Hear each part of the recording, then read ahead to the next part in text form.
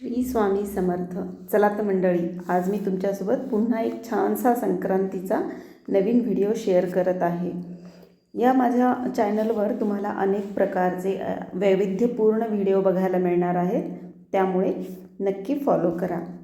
आणि आता आपण संक्रांतीचा व्हिडिओ सुरू करूयात. तर खाली मी एक पिवळ्या रंगाचा आणि त्याच्यावर एक काळ्या रंगाचा असे 2 कपडे घेतलेले आहेत.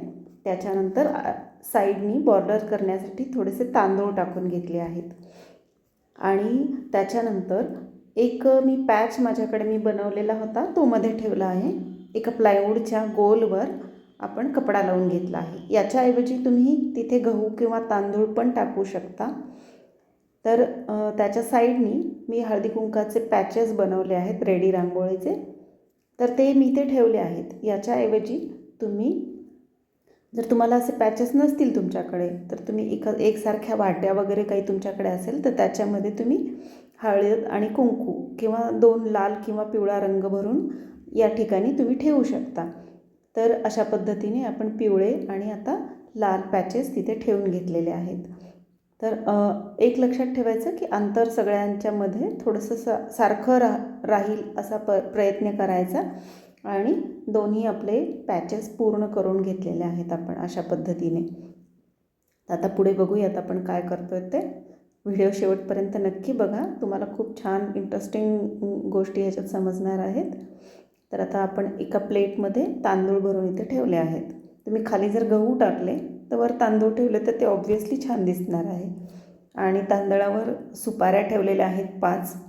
आपण ही ओटी भरतो आहोत असं त्याचं मीनिंग आहे, असं दिसतंय त्याच्यामध्ये. त्याच्यानंतर आपण हळदी कुंकाचे जे आपल्याकडे पान येतं, विड्याच्या पानावर हळदी कुंकू असतं, हे आपल्याला कुठेही बाजारात मिळेल. तर हे आपण इथे मध्यभागी याच्या ठेवणार आहोत, जेणेकरून जेव्हा तुम्ही लाल, पिवळा आणि मग पांढरा आणि त्याच्यावर हिरवा रंग ठेवता तेव्हा ते दिसायला अतिशय सुंदर दिसतं. तुम्हाला फार काही करायची गरज पडत नाही. हा शुभ लाभचा पण मी आणि हळदी कुंकाच्या करंड्याचा पण मी रेडीमेड पॅच बनवलेला इथे ठेवला आहे. त्याच्याऐवजी तुम्ही काढूही शकता किंवा हळदी कुंकू वाटीमध्ये भरून पण ठेवू शकता. आणि सुगड्यांमध्ये जे खण असतात आपले त्याच्यामध्ये गहू भरून ठेवलेले आहेत. आणि छोटी जी असतात त्याच्यामध्ये मी हळद आणि कुंकू असं भरून ठेवलेलं आहे. समोर तिळाची बडी ठेवलेली आहे छानपैकी. आणि अशा पद्धतीने आपलं संक्रांतीचं डेकोरेशन पूर्ण झालं आहे. कसं वाटलं मला नक्की सांगा. अशाच वैविध्यपूर्ण रांगोळी आणि डेकोरेशन बघण्यासाठी श्रुतीज इको क्राफ्टला नक्की फॉलो करा. व्हिडिओ कसा वाटला तो कमेंट बॉक्समध्ये मला नक्की सांगा.